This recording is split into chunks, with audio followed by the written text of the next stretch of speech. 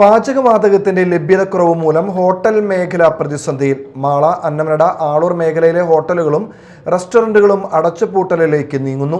15ഓളം ഹോട്ടലുകൾ അടച്ചുപൂട്ടി. 50ലധികം സ്ഥാപനങ്ങളാണ് ഇവിടങ്ങളിൽ പ്രവർത്തിക്കുന്നത്. മാള, അന്നമനട, ആളൂർ മേഖലയിലെ 15ഓളം ഹോട്ടലുകൾ അടച്ചുപൂട്ടി. പ്രശ്നത്തിന് പരിഹാരം കണ്ടെത്തണമെന്ന് hotel and restaurant association Mala unit സർക്കാരിനോട് ആവശ്യപ്പെട്ടു. നിലവിൽ ഈ മാർച്ച് മാസത്തിൽ തന്നെ ഗ്യാസിന് 300ലധികം കൂടുതൽ രൂപ വില വർധനവ് ഉണ്ടായിട്ടുണ്ട്. അതിൻ്റെ കൂടെ തന്നെ ഒരു മുന്നറിയിപ്പും ഇല്ലാതെ തന്നെയാണ് ഗ്യാസിൻ്റെ ലഭ്യത കുറവ് ഉണ്ടായത്. നിലവിലത്തെ അവസ്ഥ എന്ന് വെച്ച് കഴിഞ്ഞാൽ ഒരു 4 ദിവസമായിട്ട് ഹോട്ടലുകാർക്ക് ഒരു കുറ്റി ഗ്യാസ് പോലും കിട്ടാത്ത അവസ്ഥയാണ്. ഒരു 2-3 കുറ്റിയെങ്കിലും വെച്ച് ഒരു ഹോട്ടലുകാർക്ക് കൊടുക്കാവുന്ന ഒരു അടിയന്തര സാഹചര്യം ഉണ്ടാക്കിയിരുന്നെങ്കിൽ ഹോട്ടലിലെ സ്റ്റാഫുകളും ജീവനക്കാരും നിലനിന്ന് പോകുന്ന ഒരവസ്ഥ ഉണ്ടായിരുന്നു.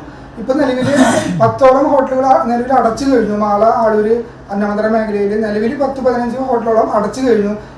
ഇനി വരും ദിവസങ്ങളിൽ മുഴുവൻ ഹോട്ടലുകളും അടച്ചിടേണ്ട ഒരവസ്ഥയിലേക്കാണ് പോകുന്നത്.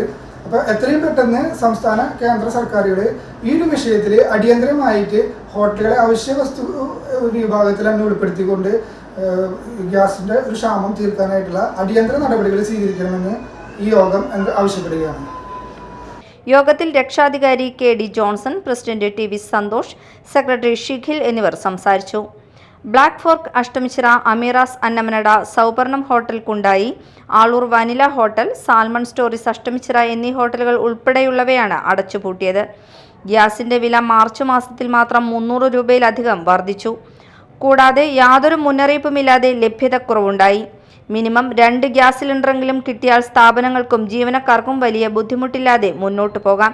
ഒരാഴ്ചയായിട്ട് ഒരു സിലിണ്ടർ പോലും സ്ഥാപനങ്ങൾക്ക് കിട്ടിയിട്ടില്ല.